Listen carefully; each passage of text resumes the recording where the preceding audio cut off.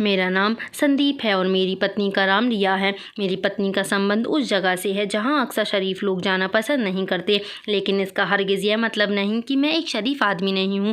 बस मैं दिल के हाथों का मजबूर था। किसी को पाप की ज़िंदगी से निकाल कर इज्जत देना कौन सा पाप है।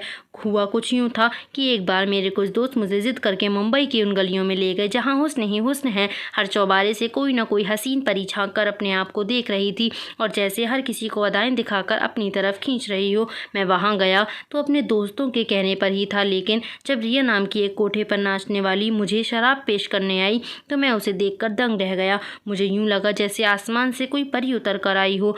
मैं तो उसकी शराबी आंखों में डूब ही गया था। फिर यूँ हुआ मैं अपने दोस्तों से छुप छुपाकर उस इलाके में जाता रहा। मैं हर रात रिया का डांस देखने जाता था। क्योंकि मैं करोड़पति बाप का इकलौता बेटा था, इसलिए मुझे पैसे की कोई कमी नहीं थी। मैं हर रात रिया पर नोटों की बारिश कर देता था। उस कोठे की मालकिन सविता नाम की एक औरत थी। सविता मुझसे बहुत प्रभावित हो चुकी थी। एक दिन दोपहर के 2 बजे कोठे पर चला गया और सविता से रिक्वेस्ट की मुझे रिया के मिलवा दें। मुझे सविता के सामने नोटों की गड्डी रखी तो वह मुस्कुरा पड़ी। उसने कहा, मैं अभी आपकी मुलाकात रिया से करवा देती हूँ। थोड़ी देर के बाद रिया वहाँ पर आ गई। वह सजी सवरी सीधी सी मेरे दिल में उतर ही रही थी। मैं बड़ी देर तक वहाँ बैठा रहा और रिया के साथ इधर उधर की बातें करता रहा। रिया एक बुद्धिमान और समझदार लड़की थी। उसकी बातें बहुत गहरी महसूस होती। उसकी कंपनी में कोई भी बोर नहीं होता था। अब मैंने अपना ये रूल बना लिया था कि मैं हर रोज़ दोपहर 2 बजे रिया से मिलने जाता था। मेरी और रिया की बहुत अच्छी दोस्ती हो गई थी, लेकिन मेरा दिल गवाही दे रहा था कि दोस्ती से बढ़कर भी मेरे दिल में इसके लिए कुछ है। फिर एक दिन मैंने रिया से अपने प्यार का इजहार कर ही दिया तो उन्होंने मुझे सकारात्मक जवाब दिया। मैंने रिया को कहा कि ये डांस वगैरह छोड़ दो। मेरी इस बात पर वह मेरे सामने रो पड़ी। उसने कहा, यहाँ कोटे पर नाचने वाली हर लड़की यही इच्छा है कि वह इस पाप की ज़िंदगी को छोड़कर अपना एक घर बसाए, लेकिन हम जैसी लड़कियों के साथ कौन शादी करता है। फिर हमें अपना पेट भी तो भरना पड़ता है ना। बस हम सभी मजबूर हैं और मजबूरी की वजह से ही यह सब कर रही हैं। मैंने रिया से कहा, मैं तुमसे शादी करना चाहता हूँ। वह बहुत खुश हुई और फिर रोने लगी। वह मेरे पैरों में बैठकर बोली, अगर आप मुझसे शादी करके यहाँ से ले जाएंगे तो मैं आपकी पत्नी नहीं बल्कि सारी ज़िंदगी आपकी नौकरानी बनकर रहूँगी। आपका हुक्म मेरे लिए सर आँखों पर होगा। आप जैसा कहेंगे मैं वैसा ही करूँगी। मैं मुस्कुराने लगा और रिया को इस रिश्ते से खुश थे, मगर आगे का रास्ता बहुत मुश्किल था। सविता रिया जैसे हीरे को अपने हाथ में से जाने नहीं देना चाहती थी। इधर मेरे माँ बाप एक नाचने वाली को अपनी बहू नहीं बनाना चाहते थे। मैंने सविता के सामने 7 लाख का चेक रख दिया तो उसके मुंह बंद हो गया। मैं रिया से शादी करके उसे अपार्टमेंट में ले गया। मैंने सोचा था कुछ समय गुजर जाएगा तो मैं रिया को अपने माँ बाप से मिलवा दूंगा। एक बार जब मेरी रिया के साथ शादी हो जाएगी तो मेरे माँ बाप भी मेरा फैसला मानना ही पड़ेगा। मैं उनकी इकलौती औलाद हूँ। वे मुझसे बहुत मोहब्बत करते थे। मैंने रिया के लिए एक अपार्टमेंट में अपनी नई ज़िंदगी शुरू की। हम दोनों की एक दूसरे को पाकर बहुत खुश थे। हमारी ज़िंदगी बहुत अच्छे से गुजर रही थी, लेकिन फिर वह हो गया जिसका मैंने कभी सोचा नहीं था। मैं ऑफिस में था। रिया ने फ़ोन करके मुझसे मार्केट जाने की अनुमति मांगी, लेकिन वह वापस ना आई। मैं बहुत परेशान हो रहा था कि आखिर वह कहाँ गई। लेकिन फिर थोड़ी ही देर बाद मुझे अस्पताल से फ़ोन आ गया। मुझे बताया गया कि आपकी पत्नी का एक्सीडेंट हो गया है। ये सुनकर मुझे कुछ होश न रहा और मैं फ़ौरन अस्पताल पहुंचा। एक डॉक्टर मेरी पत्नी को देखकर मुझसे बोला, माफ़ कीजिएगा, आपकी पत्नी कोमा में चली गई है। अब मुझे पता नहीं का इन्हें कब होश आएगा। ये सुनकर मैं बहुत रोया। ये सब कुछ इतना अचानक हुआ कि मुझे संभलने का मौका ही नहीं मिला। मैं अस्पताल की बेंच पर बैठा बहुत देर तक रोता रहा। मेरी खुशियों को ना जाने किसकी नज़र लग गई थी। अभी तो मैंने अपनी नई ज़िंदगी की शुरुआत ही की थी, मगर इतना बड़ा दुख मुझे अंदर का तोड़ गया था। मैं सारा दिन रोता रहता। जब मेरी हालत बेहतर ना हुई तो मैं अपने माँ बाप के पास अपनी गांव चला गया। मेरे पिता बहुत बड़े जागीरदार थे। जब मैं गांव वापस आया तो मेरे माँ बाप बहुत खुश हुए। मेरे पापा बोले, शुक्र है तुम आ गए हो बेटा, अब तुम खुद ही संभाल लो। ये ज़मीन मेरी बूढ़ी हड्डियों की अब इतनी ताकत नहीं रही इन ज़मीनों की रखवाली कर सकूँ। मैं अपने पिता के गले रखकर रोने लगा। मैंने अपने माँ बाप को बताया कि मैंने रिया से छुप कर शादी कर ली। हमारी शादी को अभी 2 महीने ही गुजरे थे कि उसका एक्सीडेंट हो गया और अब वह कोमा में है। माँ और पिताजी मेरी बात सुनकर बहुत परेशान हो गए। मैंने पापा को अपनी मजबूरी बताई कि मैं रिया को अस्पताल में अकेला नहीं छोड़ सकता।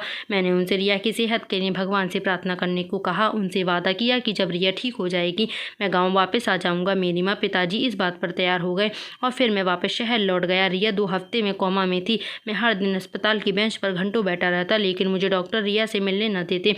वह कहते न कि मरीज़ के पास हम किसी को भी ज़्यादा देर के लिए नहीं छोड़ सकते। डॉक्टर मुझे हर रोज़ 10 मिनट के लिए रिया के पास जाने देते। मैं रिया के पास रहने के लिए डॉक्टर की खुशामद करता रहता। मुझे जैसे ही इजाज़त मिलती तो मैं रो रो कर रिया से कहता, रिया तुम ठीक क्यों नहीं होती हो, रिया तुम जल्दी से ठीक हो जाओ, मैं तुम्हारे बगैर नहीं रह सकता। मुझे लगता था जैसे वह मेरी बात सुन लेगी और वह ठीक हो जाएगी। मुझे बस इतना ही कहता था कि रिया तुम जल्दी से ठीक हो जाओ। मैंने माँ पिताजी को भी मना लिया है, लेकिन वह ना उठती और ना कुछ बोलती थी। आज जब मैं रिया से मिलने गया तो मैंने देखा कि उसने अस्पताल की वर्दी नहीं पहनी हुई थी। मैंने एक नर्स से पूछा कि ऐसा क्यों है, तो बोली मरीज अस्पताल की वर्दी से तंग हो जाता है। अब वह हर रोज़ आपकी पत्नी के आप कपड़े चेंज कर दिया करेंगे ताकि ये जल्द ही अपनी ज़िंदगी की तरफ लौट आएँ। मुझे इन बातों की कोई समझ नहीं थी, इसलिए मैं खामोशी से वापस लौटा आता जाता था। लेकिन जब हमें नोट किया कि रोया के कपड़े हर रोज़ चेंज किए जाते हैं, उसने जो भी कपड़े पहने होते वे बिल्कुल भी आम कपड़े नहीं होते, वे सभी बहुत महंगे कपड़े होते थे। यह बात मेरी बिल्कुल भी समझ नहीं आती थी कि अस्पताल वाले अपने आप से कपड़े लेकर उनको सिलवा कर मरीज़ को पहनाते थे। फिर मैंने देखा कि रिया के चेहरे पर मिटे मिटे के मेकअप के निशान भी होते थे। मुझे बड़ी हैरत हुई। मैंने नर्स से पूछा, चलो कपड़े तो आप लोग चेंज कर देंगे, लेकिन ये चेहरे पर मेकअप के मिटे मिटे निशान कहाँ से आते हैं? आखिर यह सब क्या है? मैंने देखा था कि नर्स मेरे सवालों से घबरा सी गई थी। अब मुझे रिया की बहुत फिक्र हो रही थी। बहुत डर सा लग रहा था कि कहीं उसके साथ कुछ गलत ना हो रहा हो। इसलिए मैंने सोच रखा था कि अब उस अस्पताल की असलियत जानकर ही रहूँगा। मैंने उस अस्पताल के बारे में बहुत छानबीन की, मगर हर तरफ से बहुत अच्छा जवाब मिला था। लेकिन फिर मेरी पत्नी के साथ क्या हो रहा था? मैं शाम को जब रिया से मिलकर आता तो वह आराम कर रही होती और उसके चेहरे पर किसी तरह का कोई भी मेकअप नहीं होता था। लेकिन जब सुबह ऑफिस जाने से पहले मैं रिया को देखने आता तो उसके कपड़े भी चेंज होते और उसके चेहरे पर मेकअप के निशान भी होते। अब मैंने इरादा कर लिया कि रात को घर ही नहीं आऊँगा और ख़ुद ही देखूँगा कि आखिर ये सब क्या हो रहा है। मैं सारी रात बाहर कुर्सी पर बैठा रहा, क्योंकि मुझे डॉक्टर ने रिया के पास जाने की इजाज़त नहीं दी। मैं सारी रात जासूसी करते हुए गुजार दी थी, मगर कुछ भी नहीं हुआ। जिस पर शक किया था सके एक नर्स रात में 3-4 बजे सारे मरीज़ों को चेक करके जाती थी, वहीं रिया के कमरे को भी चेक करके जाती तो मुझे सुकून मिल जाता। अब जो सुबह कमरे में गया तो रिया के कपड़े फिर से बदले हुए थे और इसके चेहरे पर मेकअप के निशान भी मौजूद थे। अब मुझे भारी हैरानी हुई, इसलिए मैंने कुछ और करने का सोचा। मैंने अस्पताल के एक जूनियर डॉक्टर को अपने साथ मिला लिया और उसे भारी रकम देकर राज़ी कर लिया था। अब मुझे रात का बेसब्री से इंतज़ार था। जैसे ही रात हुई मैंने उस जूनियर डॉक्टर की ड्रेस पहन ली। मुझे रिया के कमरे में जाने से कोई भी नहीं रोक रहा था। पहले तो मैंने जैसे ही रिया के कमरे की तरफ कदम बढ़ाया, एक नर्स भागकर मेरे पास आई और मुझे अंदर ले जाने से रोका। उसके जाने के बाद आराम से रिया के कमरे में चला गया, मगर ये क्या, मेरे तो कदमों तले से ज़मीन ही निकल गई, क्योंकि रिया का बेड तो खाली था, वहाँ तो रिया का नामो निशान भी नहीं था। मैं बहुत परेशान हो गया और सोचा आखिर रिया कहाँ जा सकती है। मैं वैसे ही बाहर निकला आया। मैंने जूनियर डॉक्टर से रिया के बारे में पूछा तो उसने मना कर दिया। मैं अपने चेहरे पर मास्क लगाकर उस नर्स के पास गया जो रिया के कमरे से बाहर चक्कर लगाती थी।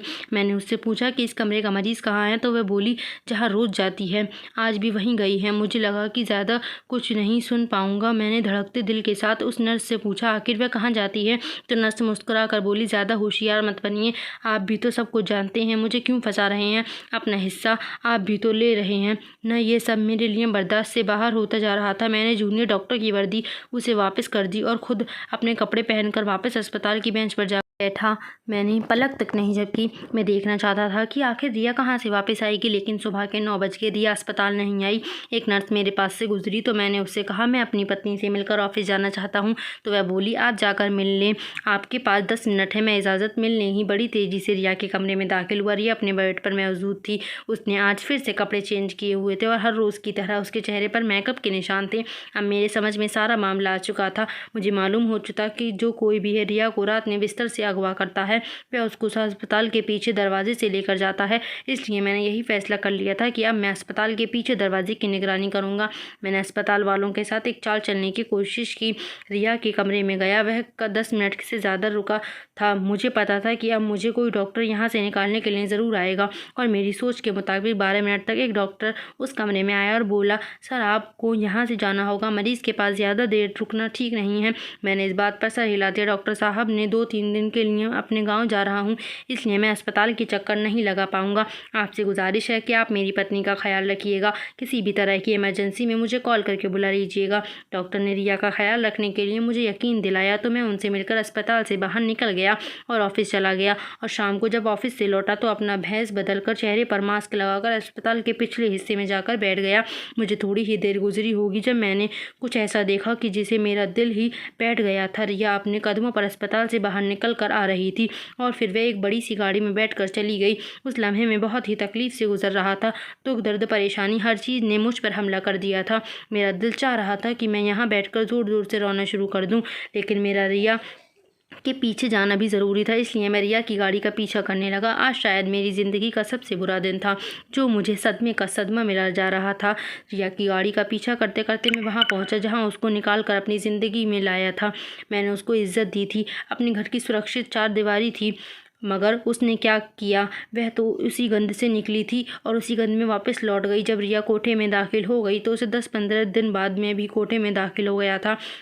मैंने अपना भेष इस कदर बदल रखा था कि मुझे कोई भी आसानी से पहचान नहीं सकता था।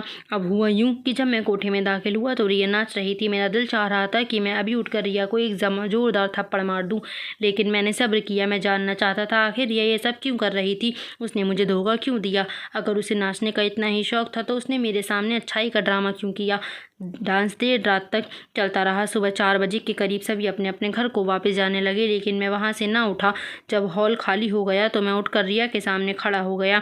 मैंने अपने चेहरे से मास्क हटाया तो वह मुझे देखकर हैरान हो गई। उसका चेहरा डर के मारे लाल हो चुका था, मेरी आंखों में आंसू आ गए थे। मैंने रोते हुए कहा, रिया, अगर तुम यह सब छोड़ना नहीं चाहती थी तो तुमने मुझसे कहा कि मैं तुमसे शादी कर लूँ।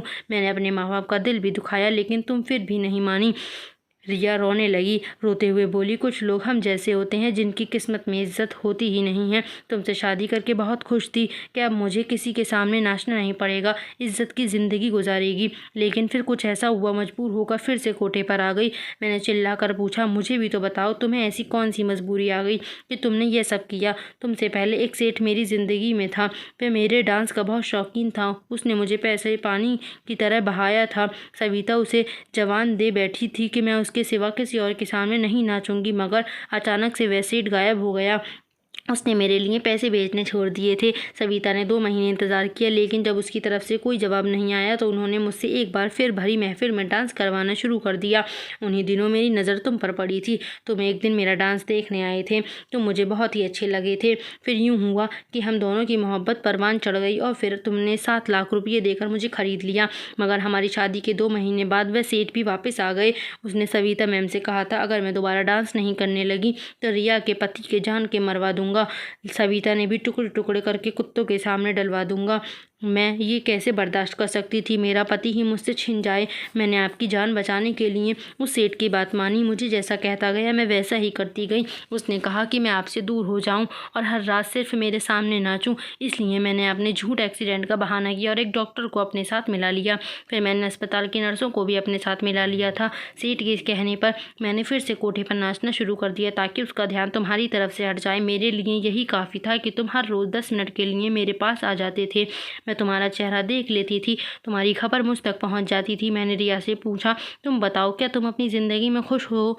वह रोती हुई बोली, अब इज्जत की ज़िंदगी का मज़ा चख चुकी हूँ और अब मुझे ये मजबूरी की ज़िंदगी अच्छी नहीं लगती। मेरा दिल करता है कि सेठ फिर से कहीं गायब हो जाए और मैं तुम्हारी ज़िंदगी में वापस आ जाऊँ। मैंने रिया के हाथ पकड़ कर कहा, मेरी एक बात तुम याद रखना कि लोग उस इंसान को ही तोड़ने में कामयाब होते हैं जो अपने घर वालों से बातें छुपाता है। अगर तुम सेठ वाली बात मुझे पहले बता देती तो मैं उसका कोई ना कोई हल निकाल लेता, रिया, और तुम्हें इतनी परेशानी ना उठानी पड़ती।